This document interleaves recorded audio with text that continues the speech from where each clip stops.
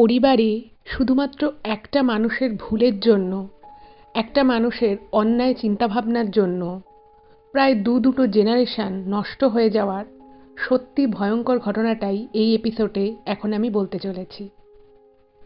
নমস্কার শ্রোতা বন্ধুরা, ভূত ভগবান চ্যানেলে আপনাদের সকলকে অনেক স্বাগত। আশা করি সবাই খুব ভালো আছেন, সুস্থ আছেন, আনন্দে আছেন। আমাদের চ্যানেলের এই ঘটনাগুলো যদি আপনাদের ভালো লেগে থাকে তাহলে অবশ্যই চ্যানেলটিকে সাবস্ক্রাইব করবেন, ভিডিওগুলোকে লাইক করবেন। পুরো ঘটনাটা শোনার পরে আপনাদের ঠিক কেমন লাগলো সেই মূল্যবান মতামত জানাতে কিন্তু একদম ভুলবেন না।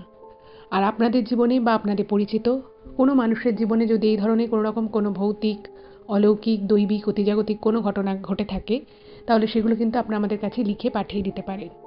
তার জন্য আপনাদেরকে আমাদের চ্যানেলের অ্যাবাউট সেকশনে যেতে হবে। দেখবেন সেখানে আমাদের ইমেল আইডি মেনশন করা আছে। সেই ইমেল আইডিতে ইমেল করে আপনারা আপনাদের সেই ঘটনা আমাদের কাছে অনায়াসে পৌঁছে দিতে পারেন।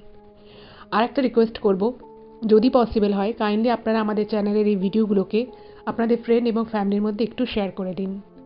আমরা এই চ্যানেলে আর 5টা সাধারণ মানুষের জীবনে ঘটে যাওয়া বিভিন্ন রকমের ভৌতিক, অলৌকিক, দৈবিক, অতিজাগতিক এই ধরনের ঘটনাগুলোই বলে থাকি। তাই আমার মনে হয় ঘটনাগুলো যদি আরও 5টা সাধারণ মানুষ শুনতে পারেন, তারা সেগুলো শুনে অনেক কিছু জানতে পারবেন, বুঝতে পারবেন, শিখতে পারবেন। তার ফলে তারা অনেক বেশি সতর্ক, সজাগ হয়ে উঠতে পারবে। তো চলুন বন্ধুরা, আমি আজকের ঘটনা আপনাদের সামনে উপস্থাপনা করা শুরু করছি। তবে তার আগে একটা ছোট্ট কথা বলতে চাই। এর আগে আমরা যে এপিসোডটা করেছিলাম বেশ 2-3টে এপিসোড আগে, যেখানে দুটো ভিন্ন ধর্মের ছেলে মেয়ে ছিল এবং তাদের মধ্যে একটা ভালোবাসার সম্পর্ক ছিল, তাদের আর্থিক অবস্থারও একটা বেশ ডিফারেন্স ছিল। তো সেই এপিসোডটায় আপনারা অনেকেই অনেক শুনে ফেলেছেন, অনেকে অনেক ধরনের কমেন্ট করেছেন যে তারপরে কি হলো, ওরা এখন কেমন আছে। তো আমি এর আগের ভিডিওটাতেও বলেছি, তারপরেও ওই ধরনের কমেন্ট মেল আসছে। তো আমি আবার বলছি, এই মুহূর্তে কিন্তু শাকিলা নিজে একাই থাকে। ওর যার সাথে বিয়ে হয়েছিল তার সাথে ও এখন আর থাকে না। মানে সেখানে যে খুব কোনো সমস্যা হয়েছিল তা সেরকম ঠিক জানা যায়নি। তবে যেটুকু জানা গেছে ও নিজের ইচ্ছেতেই এখন সম্পূর্ণ একা থাকে, ও কারোর সাথে সেভাবে কোনো যোগাযোগ রাখে না। আচ্ছা, এটা আমি বলে দিলাম। এবার আমি আসছি আজকের মূল ঘটনায়। এখন আমি যে ঘটনাটা আপনাদেরকে বলতে চলেছি, সেই ঘটনাটা যিনি পাঠিয়েছেন তিনি পুরো ঘটনাটা লিখেছেন এবং তারপরে বলেছেন যেহেতু এই ঘটনাটা ওনার পুরো জীবন এবং ওনার পরিবারের কথা এই ঘটনাটার সাথে জড়িত রয়েছে, তাই উনি বলেছেন যেন আমি ওনার আসল নামটা ঘটনাটা বলার সময় রিভিল না করি। সেই রিকোয়েস্ট করেছেন উনি। তো আমি অবশ্যই ওনার রিকোয়েস্টটা রাখছি এবং আমি ওনাকে এই ঘটনাটা যখন আমি বলবো, ওনাকে তো একটা নামে আমাকে সম্বোধন করতে হবে। তো সেই জন্য আমি ওনাকে শান্তিদি বলে সম্বোধন করছি। তো মূল ঘটনাটা বলার আগে আমি ঘটনা সম্পর্কিতই আপনাদেরকে কয়েকটা কথা বলে নিচ্ছি, তাহলে আপনাদেরও ঘটনাটা বুঝতে সুবিধা হবে এবং আমারও বোঝাতে সুবিধা হবে। শান্তিদি ছোট থেকে বড় হয়ে ওঠা একটা মধ্যবিত্ত বাড়িতে। এবার মধ্যবিত্ত বাড়িতে বলতে মানে খুব যে বিশাল টাকা পয়সা প্রাচুর্যের মধ্যে উনি বড় হয়েছিলেন তা নয়, কিন্তু খুব ভালোভাবে, খুব মানে এডুকেশনের দিক থেকে উনি খুব ভালো একটা এডুকেশন পেয়েছিলেন। ওই শান্তিদির যে বাপের বাড়ির যারা ছিলেন, ওনার মা, বাবা, দাদু, ঠাকুমা, সবাই কিন্তু খুব কালচার্ড মানুষ ছিলেন। মানে পড়াশুনোটার, বাড়িতে পড়াশুনোর একটা খুব চল ছিল। উনি গান শিখেছিলেন, গানের একটা চল ছিল, ওনার নিজস্ব হারমোনিয়াম ছিল। তো এই জন্যে পড়াশুনো সমস্ত কিছু, গান বাজনা, মানে নাটক করা, খুব মানে কালচারাল দিক থেকে খুব এনরিচড একটা ফ্যামিলি ছিল। খুব বিশাল টাকা পয়সা ছিল না, কিন্তু শিক্ষিত ভদ্র সভ্য ফ্যামিলি বলতে যেরকম বোঝায় ঠিক সেরকম একটা ফ্যামিলি। এবারে হঠাৎ করেই একটা সময় আসে যখন এই শান্তিদি যখন মোটামুটি বড় হয়েছে, উনি তখন ক্লাস 11-এ পড়েন। তো সেই সময় হঠাৎ করে ওনার দাদু মারা যান। এবার ওনার দাদু বাড়িতে ছিলেন, মানে পুরো বাড়িটাকে যাকে বলে বেঁধে রাখা, কোথায় কি টাকা পয়সা খরচা হবে, কিভাবে কি করতে হবে, সমস্ত কিছু দাদু একা দেখতেন, ওনার দাদু আর কি। তো দাদু মারা যাওয়ার পরে পরিবারে একটা বেশ যাকে বলে একটা শক পেল সবাই। এর ঠিক 1 বছর পরে কোনো একটা কারণে শান্তিদির বাবাও মারা যান। এবারে যখন শান্তিদির বাবা মারা গেলেন তখন কিন্তু পুরো ফ্যামিলিতে, মানে যেভাবে আর কি ফ্যামিলি, মানে দাদু মারা যাওয়ার পরে পুরো ফ্যামিলিটাকে ওনার বাবা ধরে রেখেছিলেন। এবার যেই মুহূর্তে ওনার বাবাও মারা গেলেন সেই মুহূর্তে কিন্তু মানে ফ্যামিলিটা, ওনাদের যে বাড়িটা ছিল, সবাই মানে প্রচণ্ড শকড হয়ে গেল। মানে ওনার তো মারা যাওয়ার কথা ছিল, ওনার বিশেষ বয়সও হয়নি যখন উনি মারা গেছিলেন। তো এরকম অকাল মৃত্যুতে পরিবার যাকে বলে একবারে অথই জলে পড়ল। টাকা পয়সার দিক থেকে একটা বিশাল সমস্যা সৃষ্টি হলো। দ্বিতীয় কথা হচ্ছে যে ওনার বাবার অনেক টাকা পয়সা, কিছু বিজনেসের ব্যাপার ছিল, সেগুলো কোথায় কি টাকা পয়সা রাখা আছে, কোথায় কার থেকে টাকা মানে পাওনা ছিল, সেই কোনো কিছুই কিন্তু শান্তিদির মায়ের কাছে ইনফরমেশন ছিল না। কারণ উনি গান নিয়ে খুব ব্যস্ত থাকতেন, খুব মানে নিজের মতো করে উনি কাটাতেন আর কি। রান্নাঘরের কাজ করা, উনি ওনার বাড়িতে কয়েকজন গান শিখতে আসতো, মানে উনি ওনার হাজবেন্ডের টাকা পয়সা কোথায় কি আছে, কোথায় উনি কিভাবে ব্যবসা করছেন, সে বিষয়ে ওনার সেরকম কোনো ধারণাই ছিল না। তো এবার এই ব্যাপারটা কি হলো, যে টাকা পয়সা মানে যতটা ছিল তার থেকেও কিন্তু ওনাদের কাছে বেশ কম টাকা পয়সা এলো। কারণ বললাম যেহেতু ওনার মায়ের কাছে সেরকম কোনো ইনফরমেশন ছিল না। এইবারে ওনাদের শান্তিদির যারা আত্মীয় স্বজন ছিল, তো তারা বলল শান্তিদিরা হচ্ছে দুই বোন, শান্তিদি বড় এবং শান্তিদির একটা বোন রয়েছে ছোট। তো সবাই বলল যে দেখো, দুই মেয়েকে নিয়ে তোমার পক্ষে তো এভাবে থাকা সম্ভব নয়, আর তোমার কাছে বিশেষ টাকা পয়সাও নেই। তো শান্তিদি খুব ভালো গান গাইতেন, পড়াশুনোতেও ভালো ছিলেন। তো পরিবারের সবাই বলল যে তুমি তাহলে একটা কাজ করো, তুমি বড় মেয়েকে বিয়ে দিয়ে দাও, ওর তো এখন মোটামুটি কলেজে পড়ার বয়স, তো তুমি এই ছেলে দেখতে থাকো, দেখো মানে যদি পছন্দ হয়ে যায় বিয়ে দিয়ে দাও। কারণ দুটো মেয়েকে নিয়ে একসাথে তুমি খরচাপাতি সামলাতে পারবে না। তারপরে ওনার বোন ওনার থেকে প্রায় 5 বছরের ছোট, বলছে তোমাকে এই মেয়েকে তো তুমি এত তাড়াতাড়ি বিয়ে দিতে পারবে না। আর শান্তিদি না মানে ছোটবেলা থেকে ওনার গ্রোথটা বেশ ভালো ছিল। তো ভাবলো যে ঠিক আছে তাহলে বিয়ে দিয়ে দিই। এবার সেই সময় মানে ওনার ফ্যামিলিতে একটা এমন কন্ডিশন ছিল, বিশেষত ফিনান্সিয়ালি কিন্তু ওনারা প্রচণ্ড একটা সমস্যার মধ্যে পড়েছিল। এবার কি করবে, তো বিয়ে বিয়ে দিতে হবে। তো ওনাদের কিছু জমি জায়গা ছিল, প্রথমেই সেগুলো বেচে দেওয়া হলো। মেয়ের বিয়ে দিতে হবে, কারণ বিয়ে দেওয়ার তো কোনো এত তাড়াতাড়ি প্ল্যান ছিল না। আমি বললাম যে ওনারা কিন্তু খুব কালচার একটা শিক্ষিত ফ্যামিলি থেকে বিলং করতো, ফলে মেয়েকে যে ক্লাস 12-এর পরে মানে ফার্স্ট ইয়ারে পড়তে পড়তে যে বিয়ে দিতে হবে সেরকম কিন্তু কোনো প্ল্যানিং ছিল না। তো সেই জন্য জমি জামা বিক্রি করে দিতে হলো গয়নাগাটি কেনার জন্য। আবার যেটা উনি লিখেছেন ইমেলে, যে ওনাদের আবার বিয়ের ক্ষেত্রে প্রচুর নিয়ম কানুন, এই দিতে হয়, অতটা সোনা দিতে হয়, এতটা পেতল কাঁসার বাসন দিতে হয়, জামাইকে এত কিছু দিতে হয়, এরকম একটা বেশ কিছু নিয়ম ছিল। তো সেই জন্য মানে ওরকম একটা ল্যাভিশ করে বিয়ে দিতে গেলে, ওরকম একটা খরচা করে বিয়ে দিতে গেলে বুঝতেই পারছেন মানে সেই সময়ও কিন্তু বেশ কিছু টাকা পয়সা লাগতো। যাই হোক, ওনার জন্য ছেলে দেখা শুরু হলো এবং একটি পরিবার পাওয়া গেল। এবার এখানে একটা জিনিস বলে রাখি, ওনার যখন শান্তিদির যখন সম্বন্ধ দেখা হচ্ছিল সেই সময় কিন্তু মোটামুটি মানে সেই ছেলের ফ্যামিলি কতটা পড়াশুনো জানে, কতটা কালচার্ড, এটা কিন্তু মেন ক্রাইটেরিয়া ছিল না। যেহেতু খুব তাড়াহুড়ো করে অন্যান্য আত্মীয় স্বজনরা সম্বন্ধ দেখা শুরু করে, তো তারা মেনলি যেই বিষয়টাকে বিয়ের ক্ষেত্রে মুখ্য হিসেবে রেখেছিল সেটা ছিল যে টাকা পয়সা, যে কীরকম টাকা পয়সা আছে। তো দেখছে যে একটা ফ্যামিলি পাওয়া গেল, তো সেই ফ্যামিলিটা হচ্ছে ব্যবসায়ী ফ্যামিলি, আর মোটামুটি ওনাদের যা কাস্ট সেই সাথে মিলও আছে। তো এই সমস্ত কিছু দেখে বিয়েটা ফাইনাল করে দেওয়া হলো। এবং যখন বিয়েটা ফাইনাল করা হয় তখন কিন্তু শান্তিদি কিছুই জানতেন না। ওনার যে আত্মীয় স্বজনরা এই বিয়ে থার জন্য সম্বন্ধ দেখছিল তারাই ওনার মাকে এসে বলে যে এরকম এরকম ছেলের নিজস্ব বড় বাড়ি রয়েছে, জমি জায়গা রয়েছে, তো বিয়েটা দেওয়া যেতে পারে। তো সেটা নিয়ে ওনার মাও তখন খুব অসহায় কন্ডিশনের মধ্যে ছিলেন। তো ভাবলো যে আত্মীয় স্বজনরা যখন সম্বন্ধ দেখছে আর যখন বলছে আর্থিক অবস্থা ভালো, তাহলে এখানেই মেয়ে বিয়ে দেওয়া যেতে পারে। এইবারে যখন বিয়ের কথা মোটামুটি ফিক্স হয়ে গেল, তারপরে কিন্তু শান্তিদি ওনার যার সাথে বিয়ে হতে চলেছে তার ছবি বা তার সম্পর্কে জানতে পারে। এবং যেটা উনি জানেন সমস্ত কিছু ঠিক হয়ে যাওয়ার পরে, যে ওনার হাজবেন্ড ওনার থেকে বেশ অনেকটাই বয়সে বড়, এবং শুধু বয়সে বড় তাই নয়, খুব একটা যে পড়াশুনো ওই ফ্যামিলিতে ওনার যে হাজবেন্ড বা ওনার হাজবেন্ডের আরও বাড়ির যারা লোকেরা তারা কিন্তু কেউই খুব একটা যে বেশি দূর পড়াশুনো করেছে তা নয়, কিন্তু পয়সা কড়িটা ঠিকঠাক আছে, ভালোই আছে। তো মোটামুটি একটু খোঁজ খবরও করা হলো, কোনো দিক সবাই বললো যে হ্যাঁ ফ্যামিলিটা ভালো, পয়সাওয়ালা। তো বিয়ে হয়ে গেল। এবার বিয়েটা যখন হয় তখন তো মানে খুব বড় করে ওনার বিয়ে দেওয়া হয়েছিল। এবং ওনার মায়ের, শান্তিদির মায়ের একটা যেমন একটা স্বপ্ন ছিল যে ওনার বাবা মানে শান্তিদির বাবা নেই বা ওনার দাদু বেঁচে নেই, তাতে করে মেয়ের যে বিয়েটা ছোট করে দেওয়া হবে বা কোনো কিছুতে অভাব থাকবে, সেটা উনি চাননি। উনি ভেবেছিলেন যে যেভাবে ওনারা বেঁচে থাকলে আমার মেয়ের বিয়ে হতো আমি ঠিক সেভাবেই বিয়ে দেবো। এবং খুব জাঁকজমক করে মানে 1 বছর 1.5 বছর মানে ওই ঘটনা 1.5-2 বছরের মধ্যে বিয়ে হয়ে গেল শান্তিদির।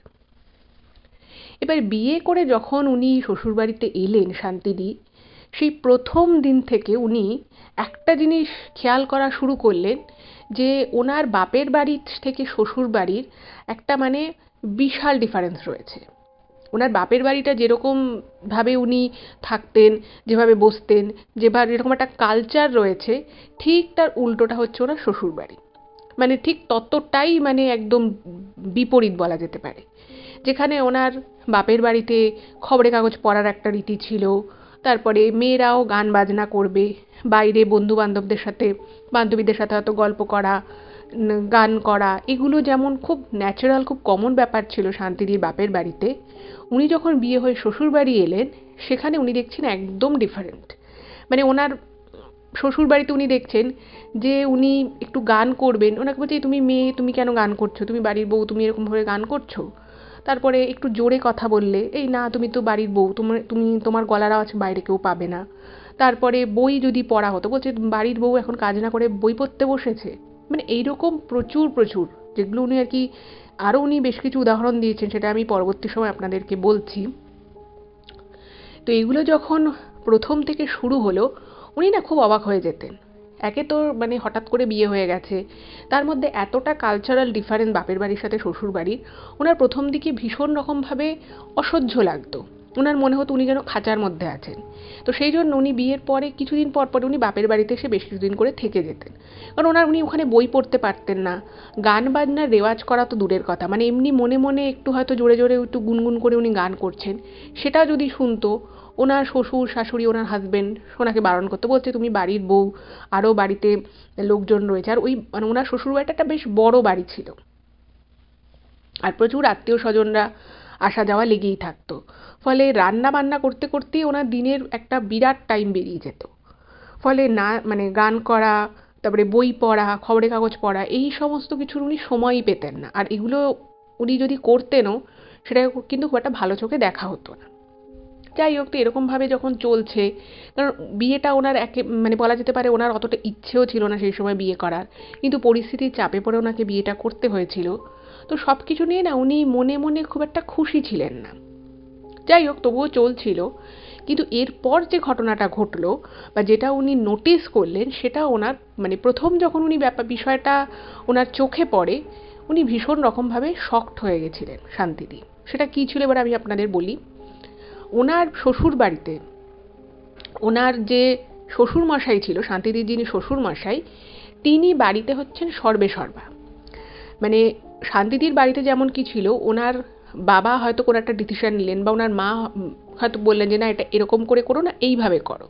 তো ওনার বাবা কিন্তু সেই উপদেশটা শুনতেন, এবং হয়তো কখনো কখনো বলতেন, আলোচনা করতেন যে এটা কিভাবে করলে ঠিক হবে বা এইটা করা উচিত কি না। মানে ওখানে উনি ওনার বাপের বাড়িতে দেখতেন যে মেয়েদেরও কিন্তু একটা কথা আছে, তারাও কোনো কিছুতে উপদেশ দিতে পারে, কোনো কিছুতে সাজেশন দিতে পারে। কিন্তু উনি শ্বশুরবাড়ি এসে দেখলেন যে ওনার কথার কোনো দাম নেই। মানে কোনো একটা বিষয়ে কথা হচ্ছে, উনি যদি হঠাৎ করে গিয়ে একটা কোনো কথা বলতেন, সেটাই কিন্তু খুব একটা ভালোভাবে দেখা হতো না। এবং ওনার শাশুড়ি, ওনার হাজবেন্ড বলতো যে তুমি তো বাড়ির বউ, তুমি কেন এই বিষয়ে কথা বলছো, তুমি একদম কথা বলবে না, তুমি ঘরে যাও। এরকম করে ওনাকে বারবারই কিছু বলতে এলে ওনাকে সরিয়ে দেওয়া হতো। ওনার কথার কোনো রকম কোনো দাম ছিল না। এবং আস্তে আস্তে উনি বুঝতে পারলেন যে এই বাড়িতে কিছু একটা গণ্ডগোল আছে। এবার গণ্ডগোল আছে, কীরকম গণ্ডগোল সেটা আমি বলি। শান্তিদির হাজবেন্ডরা হচ্ছে 4 ভাই, ঠিক আছে, 4 ভাই। এবং এই যে 4 ভাই ছিল, সেই 4 ভাই কিন্তু মানে তারা দিনের বেলা থেকে রাত অবধি ব্যবসা হোক বা কাজ হোক যা কিছু করতো, মানে বাইরে হয়তো কারোর সাথে কোনো বিষয় নিয়ে ঝগড়া হয়েছে, ঝামেলা হয়েছে, সেটাও এসে কিন্তু রাতের বেলা মানে একটা যাকে বলে গোলটেবিল বৈঠক মতো হতো। এবং সেখানে শান্তিদির শ্বশুর শাশুড়ি আর ওনার মানে নিজের ছেলেরা, তারা ওখানে থাকতো, এবং প্রত্যেকটা বিষয় নিয়ে আলোচনা হতো। হয়তো ওনার কোনো দেওরের সাথে আজকে কারোর হয়তো বাইরে কোথাও কোনো ঝামেলা হয়েছে, তো সেটা নিয়ে আলোচনা হচ্ছে এবং কথা হচ্ছে, সেটা উনি বহুদিন থেকেই শুনতেন যে এভাবে দিনের শেষে কথা হয়। উনি ভাবতেন যে ঠিক আছে, সবাই সবার মনের কথা বলে, কার কীরকম দিনটা স্পেন্ড করলো। কিন্তু উনি খেয়াল করলেন যে এখানে শুধুমাত্র কথা আলোচনা হয় না, আরও বিশেষ কিছু হচ্ছে। সেটা কি, সেটা আপনারা শুনলেও খুব অবাক হয়ে যাবেন। সেটা হচ্ছে যে ওনার যে শ্বশুর শাশুড়ি ছিল তারা তাদের যে ছেলে, সেই 4 ছেলেকে কিন্তু প্রচণ্ড রকমভাবে কন্ট্রোল করতো। এবং সেই কন্ট্রোলটা কিন্তু একটু অন্য রকমের কন্ট্রোল, মানে শুধু একটা কথা বলে দিল তারা সেই কথা শুনলো এরকম কিন্তু নয়। বিষয়টা হচ্ছে যে কোনো কাজের দিকে হোক বা পার্সোনালি কারোর সাথে কোনো ঝগড়া ঝামেলা কিছু যদি হতো, মানে ওনার শ্বশুর এবং শাশুড়ি যিনি ছিলেন শান্তিদির, তারা কি করতেন, তারা এই সমস্ত ব্যাপারগুলো শুনতো এবং তারা বলতো যে পরবর্তী পদক্ষেপটা কী হবে এবং কীভাবে সেটা করতে হবে। এবং তার যে মানে ওয়েটা ছিল সেটা কিন্তু খুব অদ্ভুত টাইপের ওয়ে ছিল। সেটা হচ্ছে যে ওনাদের নাকি কোনো একটা গ্রামে, সেটা মেদিনীপুরের কোনো একটা গ্রাম হবে, তো সেই মেদিনীপুরের কোনো একটা গ্রামে নাকি ওনাদের একটা কোন গুরুদেব আছে। এবং সেই গুরুদেব নাকি বছরে একবার করে এদের বাড়িতে আসে এবং তখনও কিন্তু মানে শান্তিদি বিয়ে হয়ে আসার পরে গুরুদেবকে দেখেনি, মানে বিয়ে হয়ে আসার পরে তখনও আর কি ওনাদের বাড়িতে ওই গুরুদেব আসেনি। তো সেই গুরুদেব নাকি সবসময় সমস্ত কিছু বলে দেয়। আর এদের নাকি যখনই কারোর কোনো সমস্যা হয়, যখনই কোনো পারিবারিক হোক বা কাজের দিক থেকে কোনো সমস্যা হয়, সেই গুরুদেব নাকি বলে দেয় যে কী কী করতে হবে। এবং আরও ব্যাপার হচ্ছে যে সেই গুরুদেবের আরও মানে যে জিনিসগুলো বলতো সেগুলোও কিন্তু ভারী অদ্ভুত টাইপের। সেটা হচ্ছে যে কোনোখানে কিছু নেই, হয়তো রাত 2টোর সময় বললো যে আজকে তোর সাথে এই ঝামেলাটা হয়েছে, তো তুই একটা কাজ কর, মানে হয়তো ওনার শ্বশুর বা শাশুড়ি মা বলছে যে বাড়ির কোণে গিয়ে একটা বড় লোহার কড়াইতে মানে একদম পুরো তাতিয়ে তার মধ্যে কিছু সাদা সর্ষে মানে পোড়াতে হবে এবং সেই সাদা সর্ষে যে পোড়ানো হবে পুরো কালো হয়ে পুড়ে যাবার পরে সেইটাকে গুঁড়ো করে তার গুঁড়োটা নিয়ে যার সাথে ঝামেলা হয়েছে তাকে কোনো না কোনোভাবে কিছুর সাথে হোক বা সে জলের সাথে হোক বা মিষ্টির সাথে হোক একটুখানি হলেও তাকে খাওয়াতে হবে। তাহলে নাকি এই যে সমস্যাটা হচ্ছে বা যেটা নিয়ে ঝামেলা হচ্ছে সেটা থেকে পরিত্রাণ পাওয়া যাবে।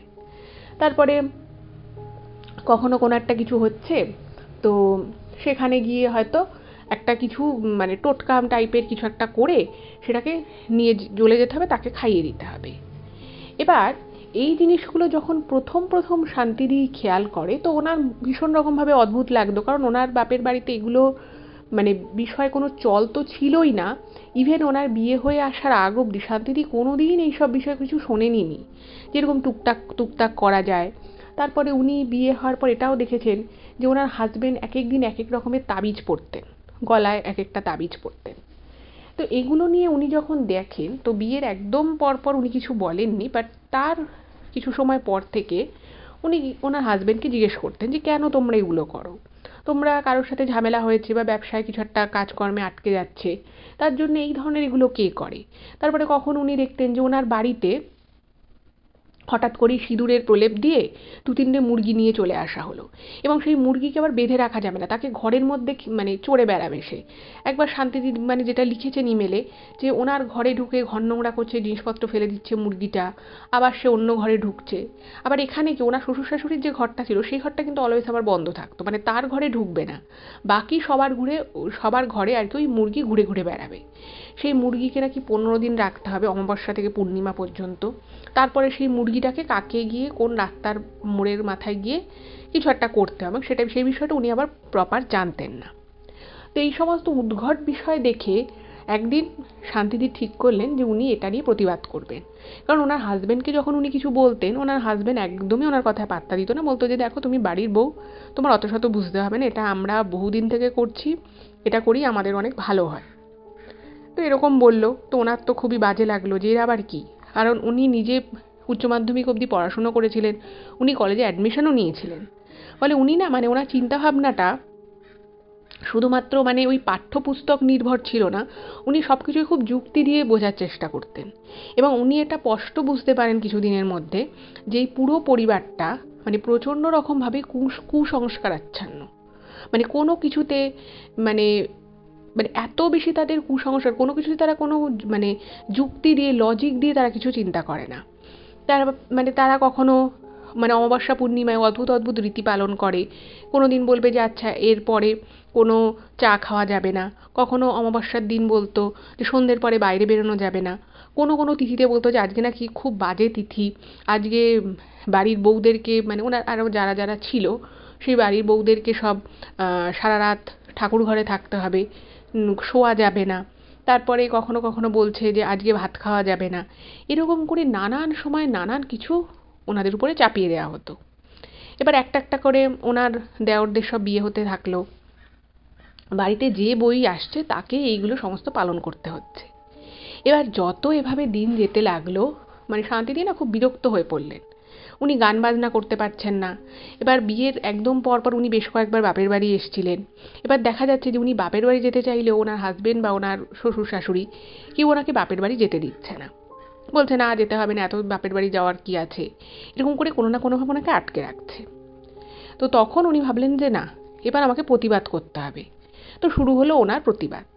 এবার উনি ছিলেন বাড়ির বড় বউ শান্তিদি। এবার ওনার পরে আর এক যে দেওর ছিল তার বিয়ে হলো। এবার তারও যখন বিয়ে হলো, তার বউ হচ্ছে মানে খুবই আর কি মানে গোবেচারি টাইপের একটি মেয়ে। সে কিছুই বোঝে না, তাকে যা বলে তাই করে। এবার শান্তিদি ভাবলো যে ঠিক আছে, একটা নতুন বউ এসছে বাড়ি, কেউ আমি বলি যেখানে এই বাড়িতে সব অদ্ভুত অদ্ভুত ব্যাপার হচ্ছে, বাড়ির লোকেরা ভীষণ রকমভাবে কুসংস্কারাচ্ছন্ন হয়ে পড়ছে। কিন্তু সেই মেয়েটি আবার এমন ছিল যে সে কিছুই বুঝতো না। ফলে এই পুরো প্রতিবাদ করার ব্যাপারটা শান্তিদি নিজের ঘাড়ে নিয়ে নিলেন। তো উনি এবার আস্তে আস্তে বলতে লাগলেন যে কেন এরকম ঘরের মধ্যে মুরগি ছাড়া হচ্ছে, কেন এরকম কখনো সর্ষে পোড়ানো হচ্ছে, কখনো ওনার শাশুড়ি বা শ্বশুরমশাই এসে ওনাকে বলছে যে তুমি এই জিনিসটা ঘরের মধ্যে আজকে পোড়াবে, কখনো বলছে কিছু একটা ফুল ডুবিয়ে বলছে এই জলটা খেয়ে নাও। এরকম নানান জিনিস যখন মানে লেগেই থাকতো আর কি। এবার উনি কী করলেন, আস্তে আস্তে প্রতিবাদ করতে শুরু করলেন। এবার প্রতিবাদ করতে করতে করতে করতে একটা এমন জায়গায় চলে এলো যে উনি আস্তে আস্তে ওনার হাজবেন্ড এবং ওনার শ্বশুর শাশুড়ি বাড়ির আরও যারা ছিল সবারই কিন্তু মানে একেবারেই যাকে বলে কেউ পছন্দ করতো না, মানে চক্ষুশূল হয়ে গেছিলেন সোজা কথা বলতে। সবাই ভাবতো যে এই বউটা একদম ভালো না। আর যেহেতু ওনার পরে যে মেজ বউ যে ছিল সে কিছুই বলতো না, সে অতটা কিছু বুঝতো না, এবং সে না মানে বেশি দূর পড়াশুনোও করেনি, খুব গ্রামের একটি মেয়েকে বিয়ে করিয়ে আনা হয়েছিল, তার বাড়ি থেকে কিছুই দিতে পারেনি, ভীষণই আর কি গরিব। ফলে সে ভাবতো যে ঠিক আছে আমার মাথার উপর একটা চাল আছে, আমি খাওয়া পড়া পারছি, সব কিছু ঠিকঠাক। ফলে সে না কিছুই বুঝতো না, এবং তাকে বললেও সে ইগনোর করতো, বলতো যে ঠিক আছে যা করছে করুক না। কিন্তু শান্তিদি না এগুলো পছন্দ করতেন না। যাই হোক, তো এভাবে চলতে লাগলো। চলতে চলতে ওনার একটি ছেলে হলো, শান্তিদির এক ছেলে হয়। এবার শান্তিদির যখন ছেলে হলো, তো ছেলে হওয়ার পরে আস্তে আস্তে কিন্তু উনি ভাবলেন যে ঠিক আছে আমি এইসব বিষয়ে সংসারে মাথা ঘামাবো না। আমাকে যদি কিছু খেতে মানে ওনাকে যখন হয়তো কোনো ফুলগোলা জল বা উনি যখন ওনার যখন বাচ্চা হয় তার আগে এবং তারপরে ওনাকে দিয়ে বিভিন্ন রিচুয়াল করানো হয়, এবং সেটা পুরোটাই ওনার ইচ্ছার বিরুদ্ধে। আচ্ছা, এদিকে চলছে। ওদিকে আবার কি হলো যে শান্তিদির বাপের বাড়িতে আস্তে আস্তে কিন্তু উনি মানে ওনার বাবা দাদু মারা যাওয়ার পরে ওনার মা একটু একটু করে ব্যবসাটাকে নিজের মতো করে একটুখানি গুছিয়ে নেওয়ার চেষ্টা করছিলেন, কিন্তু সেখান থেকেও একটা বিশাল লস হয় ব্যবসার দিক থেকে, এবং ওনার বাপের বাড়ির অবস্থা আরও খারাপ হয়ে যায়। আর আমি বলেছিলাম যে শান্তিদির কিন্তু একটা বোনও ছিল। এবার মানে এমতাবস্থায় শান্তিদির যত খারাপই লাগতো না কেন, উনি কিন্তু মানে শ্বশুরবাড়ি ছেড়ে যে উনি বাপের বাড়ি চলে আসবেন সেটা ওনার মাথায় সেই থটটা কোনোদিনই আসেনি। যেটা উনি লিখেছেন যে উনি নিজে রোজগার করতেন না।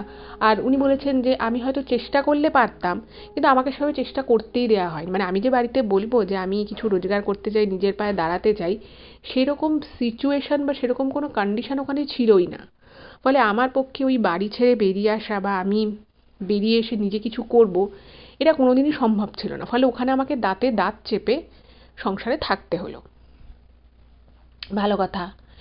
এবার যেটা ঘটনাটা ঘটলো যে ওনার যখন ছেলে হলো, তো উনি ভাবলেন যে ঠিক আছে আমি ছেলেকে মনের মতো করে মানুষ করব।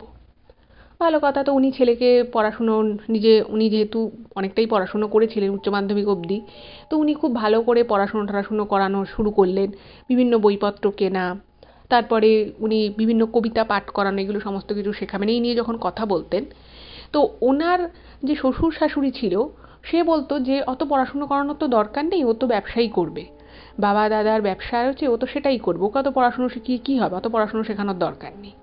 তো এই কথাগুলো যখন উনি শুনতেন, শান্তিদিকে যখন বলতো যে ওকে এত পড়াশুনো করিও না, এত কবিতা টবিতা পাঠ করানোর ওকে কোনো দরকার নেই, ছোটো থেকেই চাইতেন যে ওনার ছেলে কবিতা টবিতা ভালো করে পড়ুক বা বলুক, কিন্তু ওনার শ্বশুর শাশুড়ি সেটাতেও বাধা দেওয়া শুরু করলেন। তো ওনার মনে মনে খুব কষ্ট হতো যে আমার নিজের জীবনে আমি তো কিছুই করতে পারলাম না, আমি চাইছি আমার ছেলেটা ভালো করে দাঁড়াক, উনি সেটাও করতে দেবে না। তো সেটা নিয়ে কিন্তু মাঝে মধ্যেই প্রবল অশান্তি হতো। আচ্ছা, এরপরে যেটা শুরু হলো সেটা হচ্ছে যে বাড়ির মধ্যে মানে এতদিন যেটা হতো যে ওনার শ্বশুর শাশুড়ি হয়তো বললো যে গুরুদেব এটা বলেছে, এটা করতে হবে, আজকে রাতে সবাইকে রাত 12টার সময় এই জলটা খেতে হবে, এরকম টাইপের আর কি ছিল। এইবার যেটা হলো সেটা হচ্ছে যে ওই যে সমস্ত মানে আমি এটাকে কালো জাদু বলতে পারি বা ব্ল্যাক ম্যাজিক যাই বলি না কেন, যে খারাপ যে জিনিসগুলো আর কি, এগুলো তো খুব একটা ভালো জিনিস না, এতে খুব যে ভালো হতো তাও নয়।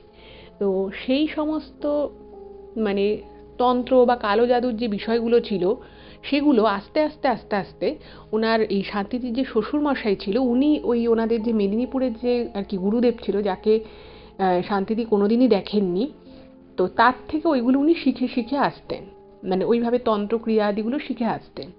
আর শিখে আসার পরে ঠিক শান্তিদির যেখানে ঘরটা ছিল ঠিক তার পাশের ঘরেই ওনার মানে শ্বশুর শাশুড়ি ওই সমস্ত কালো জাদুর যে ক্রিয়া আদি ছিল সেগুলো ওনারা রাতের বেলা করতেন।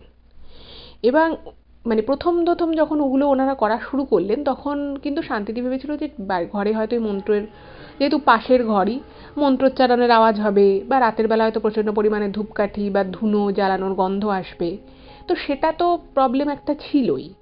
কিন্তু এরপরে আস্তে আস্তে যখন মানে একটা সময় যখনই ব্যাপারটা শুরু হয়েছিল না, যেটা শান্তিদি লিখেছেন, যে প্রথম যখন ওনার শ্বশুর শাশুড়ি এই ধরনের ক্রিয়াদিগুলো ঘরে করা শুরু করলেন, তখন হয়তো 1 ঘন্টা 1.5 ঘন্টা চলতো, প্রচুর ধুনোর গন্ধ, ধূপের ধোঁয়া, এইগুলো হতো, এই প্রবলেমগুলো হতোই।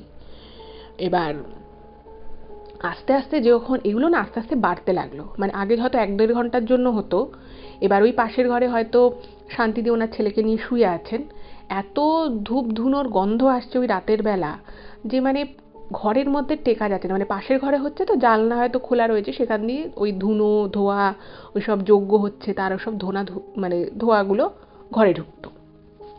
তো ওনার খুব অসুবিধে হতো, ওনার ছেলেও তখন ছোট, তারও অসুবিধে হতো। তো যখনই উনি ওনার হাজবেন্ডকে বলতেন যে এভাবে এই ঘরটায় অসুবিধে হচ্ছে, তুমি একটু ওনাদের বলো এগুলো আগে করে নিতে, এগুলো এইভাবে কিন্তু সম্ভব নয়। তো ওনার হাজবেন্ড বলতো, দেখো আমাদের ব্যবসায় প্রচুর সমস্যা হচ্ছে, আমাদের একটা অনেক পুরনো কেস চলছিল, সেই কেসটা তো আমরা মনে হচ্ছে হেরে যাব, এখন আমাদেরকে এগুলো করতে হবে, তোমার যদি সেরকম খুব অসুবিধা হয় মনে হয়, তো বলছে যে ওনাদের ছাদের দিকে একটা ঘর ছিল, তো বলছে তুমি তাহলে চিলেকোঠার ঘরে চলে যাও।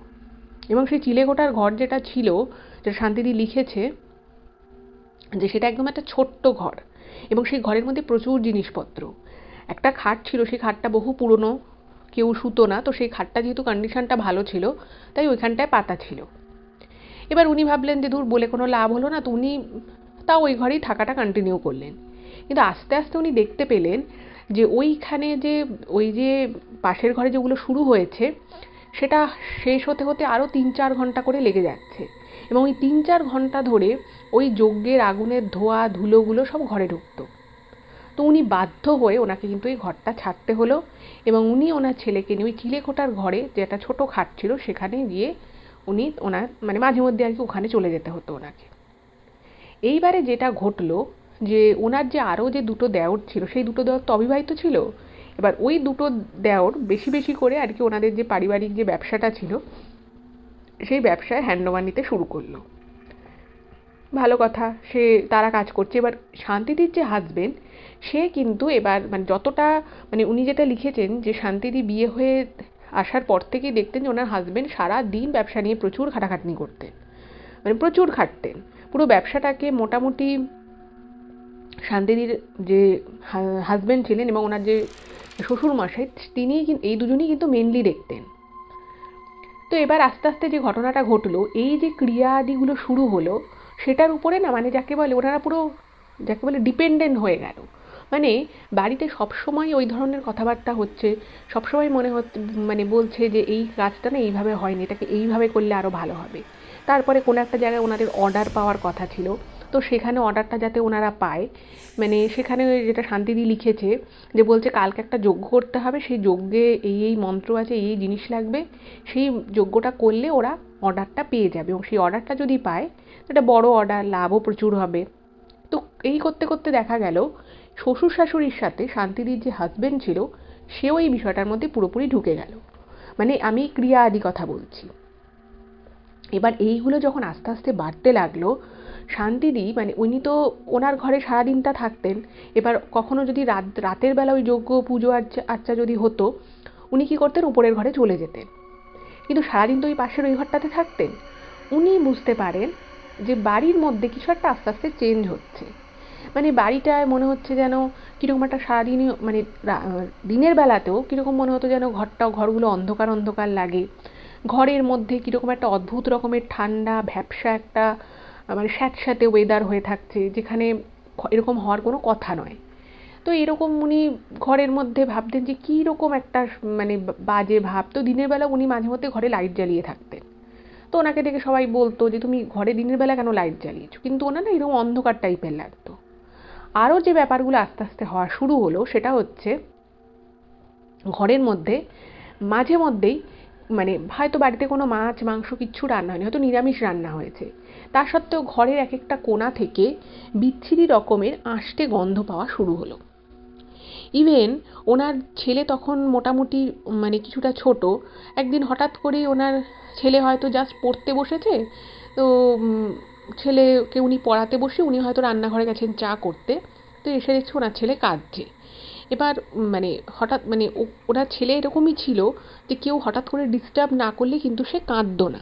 তো তাকে যখন জিজ্ঞেস করা হচ্ছে, তো তখন ছেলে বলছে যে আমাকে এখানে এসে কেউ আমার হাতের উপরে মেরে গেছে। তো এরকম 2-3 বার হয়েছে। তো উনি ভেবেছেন হয়তো ছেলে ছোট মানুষ, হয়তো কিছুতে ভয় পেয়েছে বা কিছু হয়তো বলেছে। কিন্তু একদিন যখন এরকম দেখছে ওনার ছেলে প্রচণ্ড কাঁদছে, তো ওনাকে ছেলেকে যখন শান্তিজি জিজ্ঞেস করেছে যে কে তুমি কাঁদছো কেন, তো তখন বলছে আমার হাতে আবার মেরেছে। এবং উনি সত্যি সত্যি দেখেন যে ওনার ছেলের হাতটা লাল হয়ে গেছে। তো ঘরে তখন কেউ নেই, আর যে যদি কেউ থাকতো সে নিশ্চয়ই বাড়ির লোক হয়ে সেই ছেলেটাকে মারতো না। তো এরকম ঘটনা কিন্তু উনি আস্তে আস্তে শুনতে পান। এরকম করে মানে বাড়ির পরিবেশটা আস্তে আস্তে, যেটা উনি লিখেছেন যে ওনার চোখের সামনে বাড়িটা কীরকম যেন একটা হয়ে গেল। মানে ওই যেগুলো আমি আপনাদেরকে বললাম, ঘরটাও মানে অনেক সময় ঘরগুলো মানে অস্বাভাবিক রকমের ঠান্ডা থাকতো, কীরকম একটা মনে হতো স্যাঁতস্যাঁতে পরিবেশ। এরপর যেটা শুরু হলো সেটা হচ্ছে সন্ধ্যের পর থেকে ওই যে ঘরটায় যেখানে সব যজ্ঞ বা ক্রিয়া আদি হতো, যেহেতু আস্তে আস্তে এই ব্যাপ্তিটা বাড়তে থাকে, ওনার শ্বশুর শাশুড়ি কী করে ওই পাশের যে ঘরটা ছিল সেই ঘর থেকে যত আসবাব ছিল সেগুলোকে বার করে দেন। এবং বার করে দিয়ে পুরো ওই ঘরটায় চারিদিকে মানে মাটির সরা, তারপরে যজ্ঞের জিনিসপত্র, প্রচুর পরিমাণে পোড়া পোড়া ফল সবজি এই সমস্ত জিনিসপত্র পুরো ভরে থাকতো। এবং মাঝে মধ্যে ওনার খুব কিউরিওসিটি হতো যে কী করে ঘরের মধ্যে, কারণ দরজা বন্ধ করে করে। তো উনি 2-3 বার ওই ঘরে মানে সকলের চোখ এড়িয়ে উনি ঢুকেছিলেন, এবং ঢুকে উনি দেখেন যে চারিদিকে পোড়া পোড়া জিনিসপত্র রয়েছে, এবং সেখানে বিভিন্ন টাইপের মানে হাতে লেখা অদ্ভুত টাইপের কিছু মন্ত্র, মানে যে মন্ত্রগুলো কিন্তু সচরাচর কোনো পুজোতে আর কি ব্যবহার হয় না। এবং শুধু তাই নয়, একটা উনি খাতা মতো পান, সেই খাতায় পেন দিয়ে কিছু একটা মূর্তি টাইপের কিছু একটা আঁকা রয়েছে পেন দিয়ে, এবং তার নিচে অদ্ভুত অদ্ভুত টাইপের কিছু মন্ত্র ছোট ছোট ছোট ছোট 4-5 লাইন করে করে লেখা। যাই হোক, তো উনি আবার ভাবলেন যে না, এটা এভাবে তো চলতে পারে না। তো উনি আবার ওনার হাজবেন্ডকে বলার চেষ্টা করলেন, কিন্তু কোনো লাভ হলো না। ওনার হাজবেন্ড কোনো কিছুই মানলো না। এবং এইভাবে আস্তে আস্তে উনি না মানে ওনার ঘরের মধ্যে উনি একটা কীরকম যেন মাঝে মধ্যেই ভয় পেতেন। এবং ওনার ছেলেও মানে ওনার যে আর কি ছেলে ছিল বাচ্চা, তখন ওনার বড় ছেলে শুধুমাত্র ছিল, তো সেও কিন্তু মাঝে মধ্যে খুব ভয় পেয়ে যেত। এবং যখন ভয় পেয়ে যেত তখন কিন্তু ওনার শ্বশুর শাশুড়ি বলতো আমার কাছে দাও, আমি ওকে বুঝিয়ে দিচ্ছি। তো তারপরে তাকে ওই ঘরে নিয়ে গিয়ে যে ছেলেটাকে কী দেখাতো কী বোঝাতো, মানে ও শান্ত হয়ে যেত। এরকম চলতে লাগলো, এবং চলতে চলতে তার কিছুদিন পরে আবার ওনার আর এক ছেলে হলো। এই শান্তিদির আর এক ছেলে হয়, ছোট ছেলে। এবার ছোট ছেলে হওয়ার পর থেকে উনি একটা জিনিস ওনার হাজবেন্ডের মধ্যে একটা চেঞ্জ লক্ষ্য করলেন, যে যেই মানুষটা হয়তো শান্তিদি কিছু একটা বললে সেটা মেনে নিত না, বা এই ধরনের বিষয়ে প্রতিবাদ করলে উনি মানতেন না, কিন্তু মানুষটা কিন্তু ভালো ছিল। মানে শান্তিদির হাজবেন্ড কিন্তু প্রথম থেকে খারাপ ছিলেন না। কিন্তু আস্তে আস্তে দেখলেন যে ওনার হাজবেন্ড হঠাৎ করেই খুবই মানে মানে অ্যালকোহলের প্রতি ওনার একটা টান শুরু হলো। উনি মানে ব্যবসার ব্যাপারটা অনেকটাই, যেহেতু ওনার এর আরও যে 3 ভাই ছিল তারা দেখাশুনো করা শুরু করলো, এবং উনি বাড়িতে মানে বেশিরভাগ সময় উনি বাড়িতেই থাকতেন আর উনি মদ খেতেন। এবার ওনাকে যদি শান্তিদি বলতো যে তুমি এরকম করে কেন খাচ্ছ, যাও কাজের ওখানে যাও, একটু ব্যবসাটা দেখে এসো, তো ওনার হাজবেন্ড বলতো দেখো তোমার তো কোনো অসুবিধে হচ্ছে না, আমি বাড়িতে বসে মদ খাচ্ছি, তোমার তাতে কী হচ্ছে, তুমি আমাকে এগুলো নিয়ে কিছু বলবে না। তো এরকম করে আস্তে আস্তে না এই কথাগুলো ওনাকে যখনই বলতো শান্তিদির খুব খারাপ লাগতো। উনি ভাবতেন যে ওনার বড় ছেলে তখন মোটামুটি কিছুটা বড় হয়েছে, যে ছেলে মানে ওনার বড় ছেলে দেখছে যে তার বাবা এভাবে বসে বসে সারাদিন মদ খাচ্ছে। ওনার ওই একটাই ব্যাপার, উনি সারাদিন বসে বসে মদ খেতেন, আর না হলে ওনার বাবা মায়ের সাথে পাশের ঘরে গিয়ে ওই সমস্ত মানে যে কালো জাদু বা এইসব ক্রিয়া আদি করতো সেগুলো নিয়ে ব্যস্ত থাকতেন। এই রকম করে উনি বহুবার শান্তিদি বলার চেষ্টা করলো যে দেখো তুমি এটা ঠিক করছো না, তুমি ব্যবসার বিষয়টা দেখো, দুটো ছেলে হলো, এদের ভবিষ্যতের ব্যাপার আছে। তো সবসময় ওনার হাজবেন্ড বলতেন যে ওনাদের প্রচুর টাকা পয়সা আছে আর ওনার বাকি 3 ভাই ব্যবসাটা দেখছে, ফলে কোনো কিছু নিয়ে কোনো অভাব হবে না। এই করতে করতে ওনার যে মেজো যে দেওর ছিল তারও একটা সন্তান হলো। আর এর মধ্যে এবার একটা যে ঘটনাটা ঘটলো, ওনার যে সেজো দেওর ছিল সেই সেজো দেওর হঠাৎ করেই বাড়ি থেকে নিরুদ্দেশ হয়ে গেল। সেজো দেওর বাড়ি থেকে নিরুদ্দেশ, চারিদিকে খোঁজখবর লাগানো হচ্ছে, কোথাও খোঁজ পাওয়া যাচ্ছে না। তো তারপরে বাড়িতে আবার সেই বিশাল করে কালো জাদুর সেই মানে আসর বসানো হলো, ঘর পুরো অন্ধকার করে বিশাল যজ্ঞ ঠজ্ঞ করা হলো। তো সেটা করে ওরা নাকি জানতে পারে যে সেই যে ছেলে রয়েছে ওনাদের, যে আর কি মেজো ছেলে সেজো ছেলে, সে নাকি বাড়ি ছেড়ে পার্মানেন্টলি বেরিয়ে গেছে। এবার শান্তিদি ভাবছে যে বাড়িতে এত হুলুস্থুলু করে, সত্যি তো সেজো দেওয়ার ফিরছে না, তাহলে কি সত্যিই সে বাড়ি ছেড়ে চলে গেল? তো তারও বেশ কিছুদিন পরে যেটা বোঝা গেল যে ব্যবসা থেকে ওনাদের একটা বিশাল অঙ্কের টাকা, মানে এই ব্যবসাটা তো একটা পারিবারিক ব্যবসা ছিল, বাবার ব্যবসা, এবং পুরো ব্যবসাটাকে বাবা এবং বড় ছেলে মানে শান্তিদির হাজবেন্ড এরা দুজনে মিলেই মেনলি টেক কেয়ার করতে এবং ব্যবসাটাকে এতটা গ্রো করিয়েছে। তো ওই সেজো যে দেওর, সে ব্যবসার একটা বিশাল অঙ্কের টাকা নিয়ে সে তার নিজের সমস্ত ডকুমেন্ট, যা যা আর কি একটা মানুষের লিগাল ডকুমেন্ট থাকে, সব কিছু নিয়ে সে নাকি চম্পট দিয়েছে। কোনো কারণে হয়তো তার মানে যেহেতু শান্তির এইসব পারিবারিক বিষয়ে ওনাকে কিছু জানানো হতো না, তো উনি অতটা জানেন না। তো যেটুকু উনি মানে শুনে শুনে যেটুকু উনি কানে এসছিল, সেটা থেকে উনি এটা বুঝতে পারেন যে বাড়িতে কিছু একটা নিয়ে ওনার সাথে মতবিরোধ হয় ওই সেজো দেওরে। তো সে সমস্ত টাকা পয়সা নিয়ে মানে এত পরিমাণ টাকাই নিয়েছিল যে তার পক্ষে ওই টাকায় বাইরে গিয়ে নতুন করে একটা কোনো কাজ করা বা ব্যবসা করাও সম্ভব। তো এই বিষয়ের পরে কিন্তু শান্তিদিদের শ্বশুরবাড়ির আর্থিক অবস্থা বেশ অনেকটা ধাক্কা খায়, যে তারা বিশাল অ্যামাউন্টের টাকা সে নিয়ে বেরিয়ে গেছিল। এবং পরে জানতে পারে উনি নাকি দিল্লির দিকে কোনো একটা জায়গায় গিয়ে নতুন করে কোনো একটা ব্যবসা শুরু করেছে।